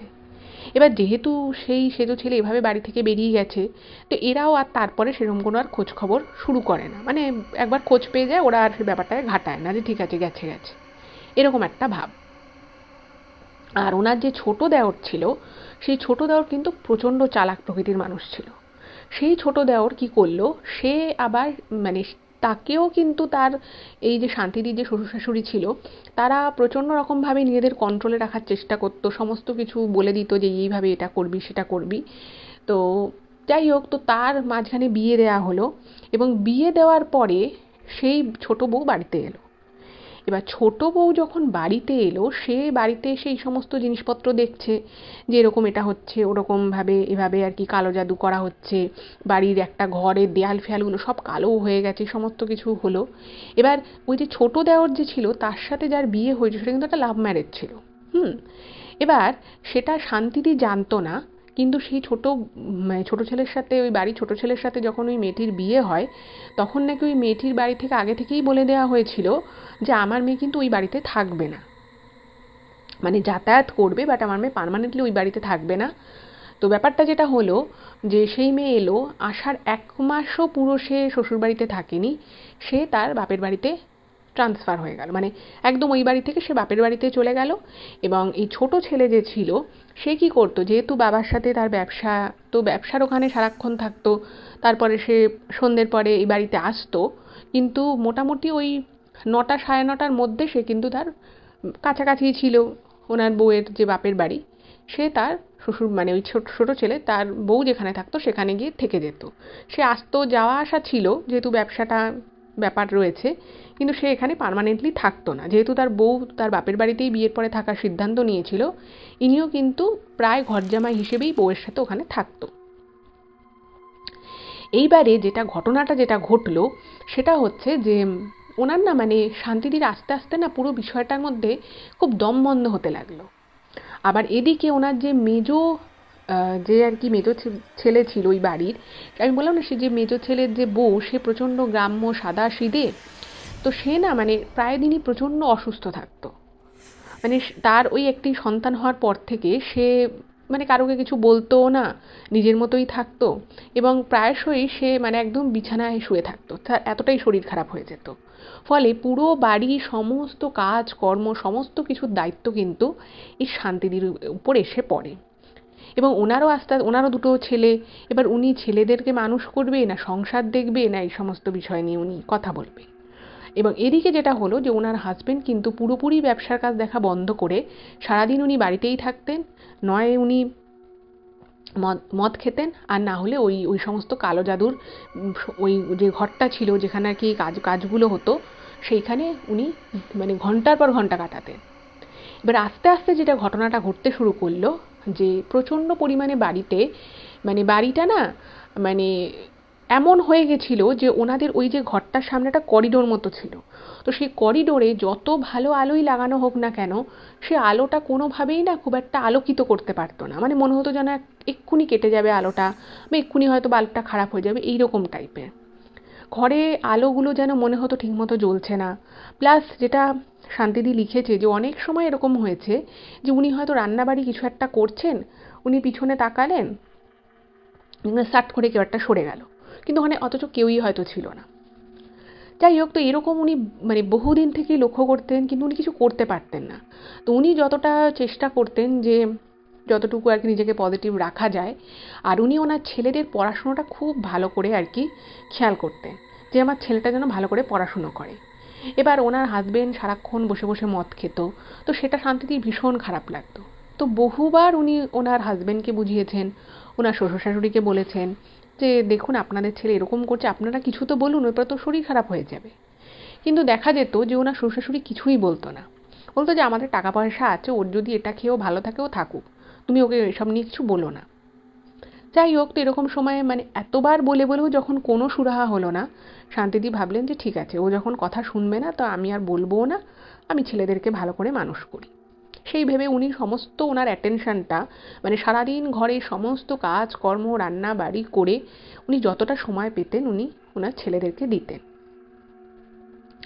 এবং ওনার দুই ছেলেই, ছোট ছেলে এবং বড় ছেলে, দুই ছেলেই কিন্তু মানে এই শান্তিদির মতো বেশ শান্ত মিষ্টি স্বভাবের তৈরি হচ্ছিল। হঠাৎ করেই শান্তিদি খেয়াল করেন, যখন ওনার বড় ছেলে ক্লাস 7-এ পড়ে, তখন থেকেই উনি একটা জিনিস বুঝতে পারেন যে ওনার বড় ছেলের মধ্যে এবার আস্তে আস্তে একটা চেঞ্জ আসছে। চেঞ্জটা কীরকম চেঞ্জ, এবার আমি একটুখানি বলি আপনাদেরকে। চেঞ্জটা হচ্ছে যে ছেলে মানে জোরে কথা বলতো না, একদম মায়ের মতোই ছিল, খুব শান্ত শিষ্ট ধীর স্থির প্রকৃতির, সে হঠাৎ করে খুব অশান্ত হয়ে পড়ছে মাঝে মধ্যেই। সে হয়তো পড়তে চাইছে না, তাকে হয়তো শান্তিদি বলছে না পড়তে বস, সামনে পরীক্ষা। সে মানে এত অস্থির হয়ে যাচ্ছে যে সে বই খাতা টেবিল থেকে ফেলে দিচ্ছে, ঘর থেকে বেরিয়ে যাচ্ছে, এই রকম টাইপের। যে কিন্তু আগে মানে তার 2 মাস আগেও পর্যন্ত মানে ছেলে ওরকম কখনো করেনি, মানে মা হিসেবে উনি কখনো ছেলের ওরকম রূপই দেখেননি। হঠাৎ করেই ছেলের মধ্যেই চেঞ্জগুলো আসা শুরু হলো। এবারে তো এই ব্যাপারগুলো যখন হচ্ছে, শান্তিদি তো ছেলেকে বোঝার চেষ্টা করছে ছেলের কোথাও কোনো সমস্যা হচ্ছে কিনা। ইন দ্য মিন টাইম যে ঘটনাটা ঘটলো সেটা হচ্ছে যে শান্তিদির শ্বশুর মশাই উনি ওনার বড় ছেলেকে ডেকে ওই ঘরে, যে ঘরেকে ওরা এরকম মানে ক্রিয়া আদি করে, সেই ঘরে ডেকে উনি কী সব বোঝানো শুরু করলেন। এবার প্রথম দিন যখন এই ঘটনাটা ঘটে, ওনার ছেলেকে ওই ঘরে নিয়ে যাওয়া হয়, তখন কিন্তু উনি খেয়াল করেননি। বাট যেদিন উনি খেয়াল করলেন সেদিন ওনার খুব রাগ হলো, যে আমার হাজবেন্ডকে এভাবে বলে মানে নিজের ছেলেকে তো এরকম করেই দিয়েছে, ছেলে এখন মদ খায়, আর না হলে এইসব টুকটাকের উপরে ভিত্তি করে চলে, কোনো কাজেও যাচ্ছে না, কিছুই না, মানে সে হয়তো মাসে 2 বার ব্যবসার ওখানে গিয়ে দাঁড়ায়। তো এবার ওনার ভাবলেন যে এবার আমার ছেলেটাকেও যদি এরকম করে দেয় তাহলে তো আমি তাহলে কি করব। তখন উনি প্রচণ্ড রকমভাবে বাড়িতে অশান্তি করলেন এবং উনি ওনার শ্বশুর শাশুড়িকে বলে দিন যে আমার ছেলেকে তোমরা ভিতরে ডাকবে না, ওকে এসবের মধ্যে একদম জড়িও না, ও যেরকমভাবে পড়াশুনো করছে ও করুক, তোমরা ওকে এসবের মধ্যে একদমই জড়াবে না। তো উনি ওনার ছেলেকেও বলে দিলেন যে তুই ওই ঘরে যাবি না বা কিছু। যাই হোক, তো এভাবে মোটামুটি প্রায়শই ওনার বাড়িতে ঝামেলা অশান্তি লেগে থাকতো। এবং শুধু ঝামেলা অশান্তি লেগে থাকতো তা নয়, ওনার উনি যেটা শুনেছিলেন যে ওনার হাজবেন্ড, ওনার শ্বশুর শাশুড়ি একটা জমি, সেই জমিটার সাথে হয়তো ওনাদের কোনো সম্পর্কই নেই, সেই জমিটাকে কি করে নিজেদের নামে করা যায়, বা বলা যেতে পারে ক্ষমতার অপপ্রয়োগ করে বা এই ধরনের তন্ত্রক্রিয়া টুকটাককে কাজে লাগিয়ে ওনারা বিভিন্ন রকমের অন্যায় কাজ করতে লাগলেন। যেমন ওনারা হয়তো একটা জমি কিনেছেন, সেই জমিটার পাশে হয়তো অন্য আরেকজনের জমি রয়েছে, তো সেখানে বিভিন্ন রকমের কাগজপত্রে গড়মিল করে সেই জমিটাকেও নিজেদের নামে করে নেওয়া, এরকম বিভিন্ন টাইপের জিনিসপত্রের কাজ কিন্তু শুরু হলো। এবং এই যে জিনিসগুলো হতো, এই জিনিসগুলোর সাথে ওনার শ্বশুর শাশুড়ি এবং তার বড় ছেলে, ছোট ছেলে, এরা সবাই কিন্তু ব্যাপারটার মধ্যে ইনক্লুড থাকতো। এবার উনি দেখলেন, এবার আস্তে আস্তে শান্তিদি বুঝতে পারছে যে ওনার যে মেজো দেওর রয়েছে, সেই মেজো দেওর তার কিন্তু নিজের সংসারের প্রতি, তার স্ত্রী, তার সন্তানের প্রতি খুব একটা যে কনসাস ছিল। তার বউ বেশিরভাগ দিনই অসুস্থ থাকতো, না হলে সে নিজের মতোই থাকতো, সে কেন অসুস্থ, কি করবে, এসব নিয়ে তার কোনো মাথা ব্যথা ছিল না। আর ওনার এই বাড়ির যে ছোট ছেলে ছিল, সে কিন্তু এই সমস্ত কিছু যা করতো, কিন্তু নিজে ঘোরাফেরা করা, বউকে নিয়ে এদিক ওদিক ঘুরতে যাওয়া, এগুলো কিন্তু সে যথেষ্ট ভালোভাবেই করতো। সে কিন্তু নিজের ফ্যামিলিকে, তার একটা বাচ্চা হয়েছিল, সে কিন্তু নিজের ফ্যামিলিকে কখনো এই সমস্ত টুকটাক কালো জাদু এই বিষয়ের মধ্যে জড়াতো না। এবার এগুলো যখন শান্তিদি বুঝতে পারলেন যে ওনার ফ্যামিলির ভিতরেই বেশ কিছু এমন ঘটনা ঘটছে যেগুলো অ্যাকচুয়ালি ঘটা উচিত না, তখন উনি ভাবলেন যে না, এভাবে আর চুপ করে থাকা যাবে না। তো উনি ওনার হাজবেন্ডকে, ওনার শ্বশুর শাশুড়িকে পুরো ঘটনাটা বললেন, যেভাবে তো চলতে পারে না। কিন্তু ওই যে বলে যে যারা বুঝতে চায় তাদের বোঝানো যায়, কিন্তু যারা বুঝতে চায় না তাদের কিন্তু বোঝানো অ্যাকচুয়ালি যায় না। তো শান্তিদির ক্ষেত্রেও সেটাই হলো। শান্তিদি এত করে বলার পরেও না ওনার হাজবেন্ড সেই জায়গা থেকে নিজেকে বিরত করলেন, উনি সারাক্ষণ সেই মদ নিয়েই থাকলেন, এবং না ওনার শ্বশুর শাশুড়ি এই ধরনের কালো জাদু করা থেকে নিজেদেরকে বিরত রাখলেন। আর বাড়িতে ওনার যে মেজো যে ছেলে ছিল, তার বউও যে মাঝে মধ্যে অসুস্থ হতো, তাকে ওই খুব অসুস্থ হলে ডাক্তার দেখানো হতো, আবার কিছুদিন পরে ঠিক হয়ে গেলে আবার সে ডাক্তার বদ্যি বন্ধ করে দেওয়া হতো, ফলে সে কিন্তু মাঝে মধ্যেই অসুস্থ হয়ে পড়তো। আর যেহেতু তার বাপের বাড়ি প্রচণ্ড গরিব, ফলে সেখান থেকেও কোনো চাপ ছিল না যে কেন আমার মেয়ে বারবার অসুস্থ হয়ে পড়ছে, কেন মেয়ে ঠিকমতো ট্রিটমেন্ট হচ্ছে না, এসব নিয়ে কোনো কোশ্চেন কখনোই করা হতো না। যাই হোক, তো এইভাবে চলছে। এরকম করে চলতে চলতে ওনার বড় ছেলে আস্তে আস্তে বড় হলো, ছোট ছেলেও আস্তে আস্তে বড় হচ্ছে। এবার বড় ছেলে যখন উচ্চ মাধ্যমিক অবধি, সে প্রচণ্ড একটা ব্রিলিয়ান্ট স্টুডেন্ট, ভীষণ রকম ব্রিলিয়ান্ট। সে উচ্চ মাধ্যমিকে যে ওয়েস্ট বেঙ্গলে যে র্যাঙ্ক ছিল নাকি, তাতে 30-এর মধ্যে ছেলের র্যাঙ্ক ছিল। তো এত ভালো পড়াশুনোয় ছিল, কিন্তু অদ্ভুতভাবে সে যখন সেকেন্ড ইয়ারে পড়ে, কলেজে যখন সেকেন্ড ইয়ারে পড়ে, তারপর থেকে সে অদ্ভুত রকমভাবে ঠিক বাবার মতো সে এই মদে আসক্ত হয়ে পড়ে ওই বয়স থেকে। তখন ওর বয়স হচ্ছে ও তখন কলেজে সেকেন্ড ইয়ারে পড়ে। এবং শুধু মদের প্রতি আসক্তি বাড়ল তাই নয়, যে ছেলে এত ভালো ছিল পড়াশুনোয়, যে পড়াশুনো ছাড়া কোনো কিছু বুঝতো না, সে কিন্তু পড়াশুনোটাকে একেবারেই যাকে বলে ভুলে বসে যেত। একদম পরীক্ষার আগে সে হয়তো পড়তে বসতো আর কোনো রকমে পাশ করতো, এই হচ্ছে তার ব্যাপার। এরকম যখন ঘটনা ঘটলো, তখন শান্তিদি যেটা লিখেছেন যে উনি না ওটা সহ্য করতে পারলেন না। বাপের বাড়িতে ওনার একটা, সেই সময় ওনার বাবা মারা যাওয়া, দাদু মারা যাওয়া, ফিনান্সিয়াল অবস্থা অতটা খারাপ হয়ে যাওয়া, এইসব চাপে ওনার বিয়ে হয়ে গেল শান্তিদির। তো উনি ওনার হাজবেন্ডকে ওনার হাজবেন্ড মদে আসক্ত হয়ে পড়ল বিয়ের কয়েক বছর পরে, সেটা তবু উনি কোনোভাবে মানিয়ে নিয়েছিলেন। বাট উনি যখন দেখলেন যে ওনার বড় ছেলে এরকম একটা কন্ডিশন হয়ে গেল, তখন কিন্তু উনি ভাবলেন যে না, এবার আমি আর চুপ করে থাকবো না। কারণ এরপরে ছোট ছেলেও বড়, বাড়ির পরিবেশটা যদি এরকম হয়ে যায় যেখানে বাবা দাদা সবাই এত বেশি মদ খাচ্ছে, তো তো উনি তখন ভাবলেন যে এবার আমি কিছু না কিছু করব। তো উনি কী করবেন? তো একদিন বাড়িতে উনি প্রচণ্ড অশান্তি করলেন এবং উনি ওই ঘরে ঢুকে, যে ঘরে আর কি এই ধরনের ক্রিয়াদি হতো, আর একটা যেটা উনি লিখেছেন যে আস্তে আস্তে যেটা মানে শান্তিনীর ক্ষেত্রে হচ্ছিল, উনি না মানে ছোটোবেলা থেকে মানে আদ্যা মায়ের যে স্তব হয়, যে আদ্যা স্তোত্রম, তো সেটা উনি পাঠ করতেন, সেটা বহুদিন আগে থেকেই উনি করতেন এবং এটা উনি বাপের বাড়িতেই শিখেছিলেন।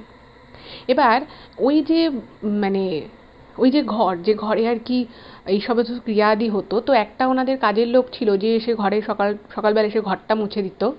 তো তার কিন্তু ওই ঘরে ঢোকা বারণ ছিল, ওই ক্রিয়াকর্ম যেখানে হতো। এবং শুধু মানে বারণ ছিল তাই নয়, এক দুবার উনি ঢুকে পড়েছিলেন ভুলবশত ওই ঘরে। এবার ফলে না মানে যেদিন উনি ওখানে ঢুকে পড়তেন ওই কাজের মাসি, তো তার পরের দিনই তার খুব শরীর খারাপ হয়ে যেত।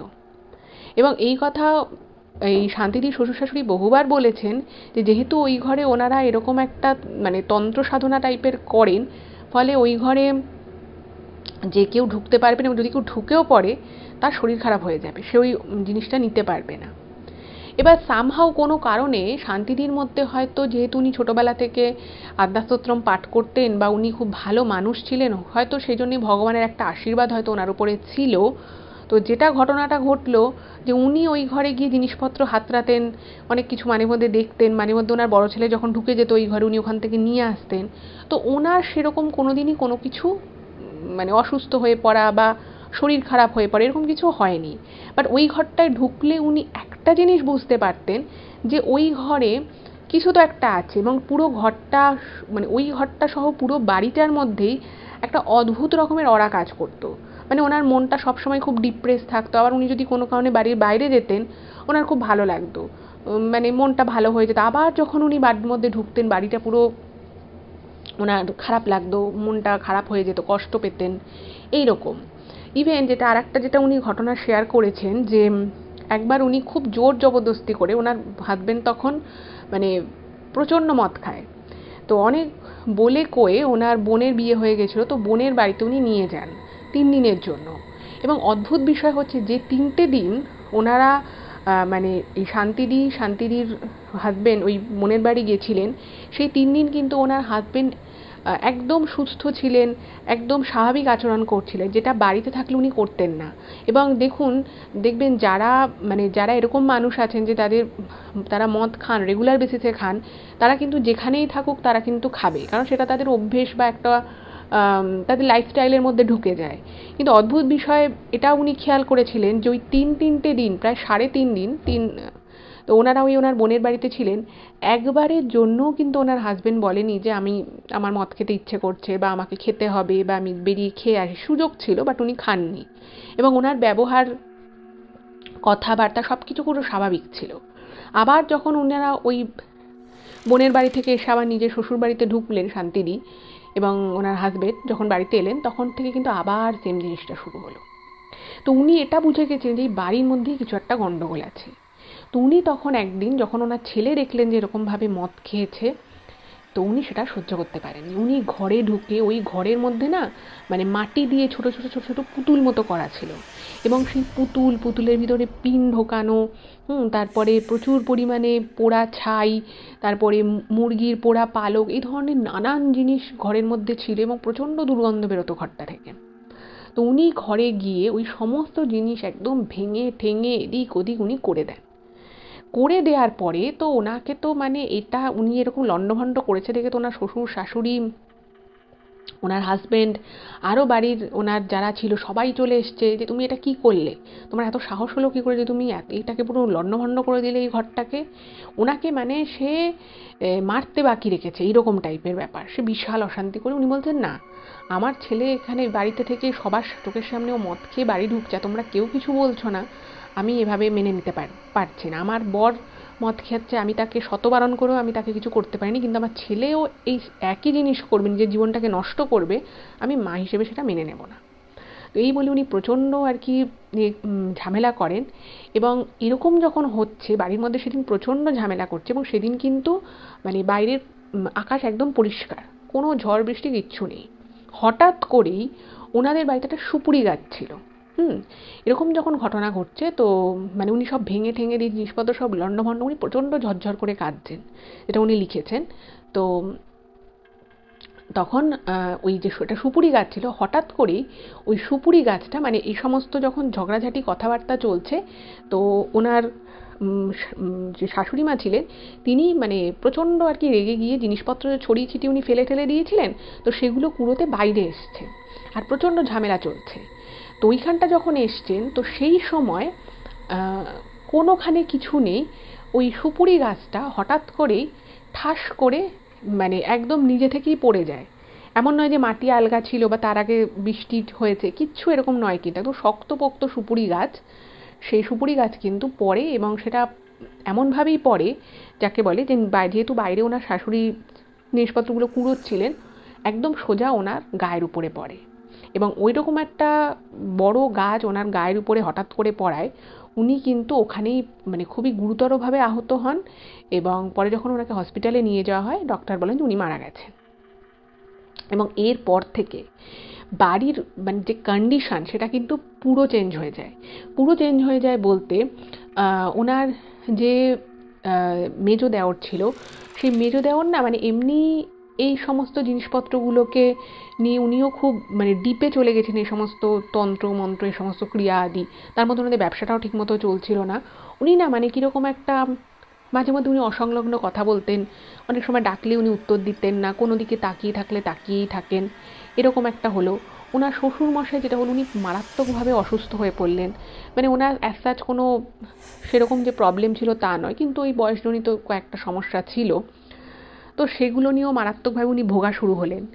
এদিকে এই যে ওনার মা এভাবে মারা গেল, তো সেই বিষয়টায় না ওনার যে হাজবেন্ড, শান্তিদির যে হাজবেন্ড ছিল, তিনি একটা মানে এমনভাবেই পুরো বিষয়টা উনি এমনভাবেই এফেক্টেড হলেন, যেরকম অকস্মাৎ মৃত্যুতে উনিও যেন আরও বেশি মদের প্রতি ওনার আসক্তি বেড়ে গেল, এবং উনি সারাক্ষণ বসে ওই মদই খেতেন। আর পুরো বিষয়টার জন্য ওনার যে ছোট যে দেওর ছিল সে বলতো যে শান্তিদিকে বলতো যে বৌদি তোমার জন্য যা হবার হয়েছে। তো উনি তো মানে প্রচণ্ড রকমভাবে প্রেশারে চলে এলেন যে এভাবে বাঁচা যায় না। তারপরে উনি ওনার বড় ছেলেকে তারপর থেকে মাঝে মধ্যেই দেখতেন যে সে ড্রিঙ্ক করতো। সে এত ভালো একটা স্টুডেন্ট যে পড়াশুনো ছাড়া কোনো কিছু নিয়ে ভাবনা চিন্তা করতো না। মানে সে ওনার ওই বড় ছেলে চোখের সামনে আর কি যাকে বলে নিজের ক্ষতি করা শুরু করলো। তো এরপরে ওনার শাশুড়ির পারলৌকিক কাজকর্ম হলো, এবং যথারীতি ঠাকুরমশাই এসে বলল যে এই যে মৃত্যুটা ঘটেছে এখানে দোষ পেয়েছে। এবার দোষ পেয়েছে, এবার ওনার পক্ষে কি এবার দোষ কাটানোর জন্য পুজো করতে পারেন, ওনার পক্ষে আর উনি কী করবেন। উনি তখন মানে পুরো পাজলড হয়ে গেছেন।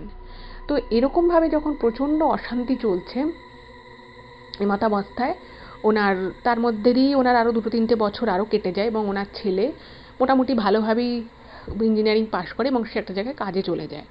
সে সাউথ ইন্ডিয়ায় কোনো একটা বড় শহরে চাকরি পায় এবং সে সেখানে চলে যায়। এদিকে ওনার ছোট ছেলে যে ছিল, সেই ছোট ছেলেকেও এই সমস্ত তন্ত্রক্রিয়া আদি এগুলো শেখানোর জন্য ওনার যে শ্বশুরমশাই ছিল এবং ওনার যে বাবা ছিল মানে বাচ্চাটির বাবা মানে শান্তিদির হাজবেন্ড, সে কিন্তু যেহেতু বড় ছেলে চাকরি পেয়ে বাইরে চলে গেল, তো ওরা চাইতো যে ছোট ছেলেটা, শান্তিদির ছোট ছেলেটা, সে এই বিষয়গুলোকে শিখুক। তো এই বিষয়টা যখন হয় তখন শান্তিদি ভাবে যে না, এভাবে তো আমি মানে এটা আমি এভাবে হতে দিতে পারি না।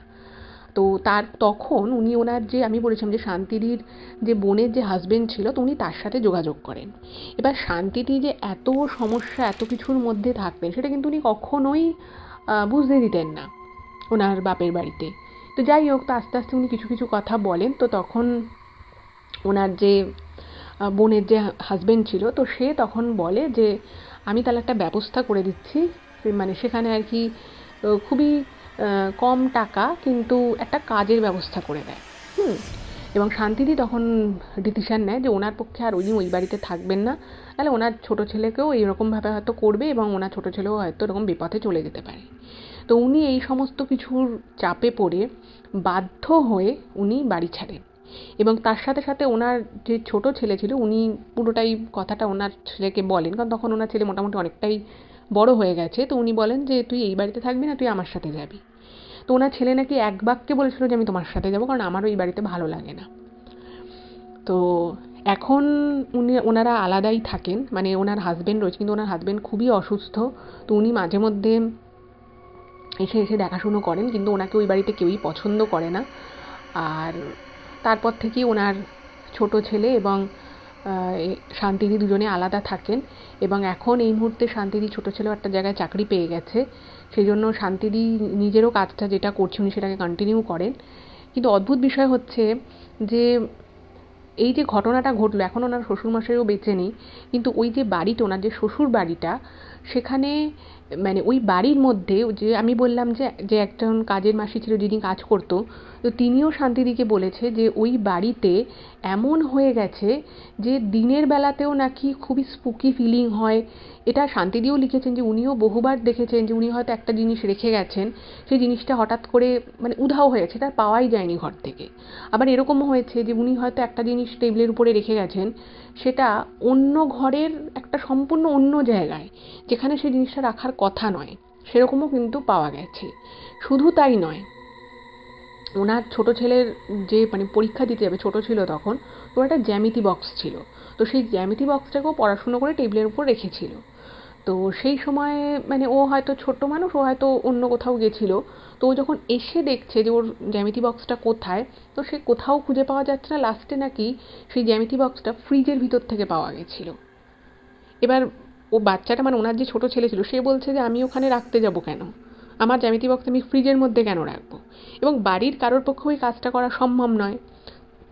তো ওই বাড়িতে এখনও নাকি প্রচুর মানে স্পুকি ব্যাপার স্যাপার ঘটে। মানে অনেক রকম, খালি মনে হয় যেন বাড়ি মানে বাইরে থেকে কেউ ভিতরে ঢুকলো, অথচ রীতিমতো দরজার আওয়াজ পাওয়া যায়, কিন্তু দরজা খুলে দেখা যায় কেউ নেই।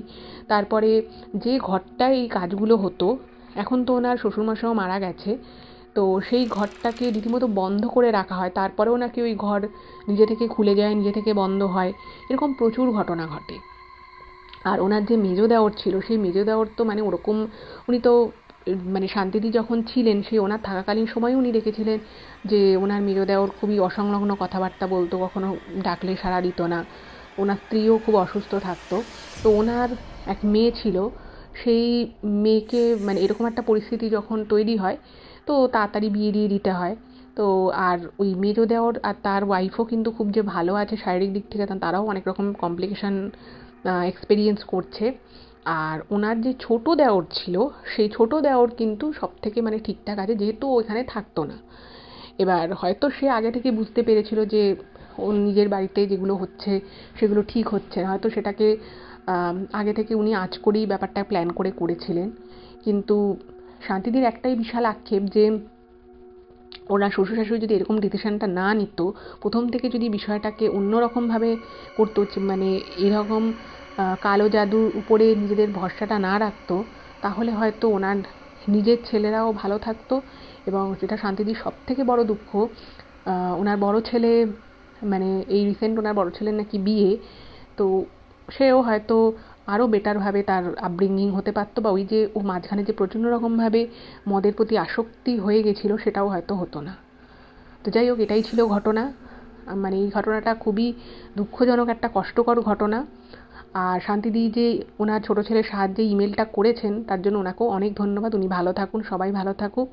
আপনাদের কেমন লাগলো অবশ্যই কিন্তু জানাবেন। আর যদি এখনও চ্যানেলটাকে সাবস্ক্রাইব না করে থাকেন, প্লিজ সাবস্ক্রাইব করুন। সকলে ভালো থাকবেন, দেখা হচ্ছে পরবর্তী ভিডিওতে। নমস্কার।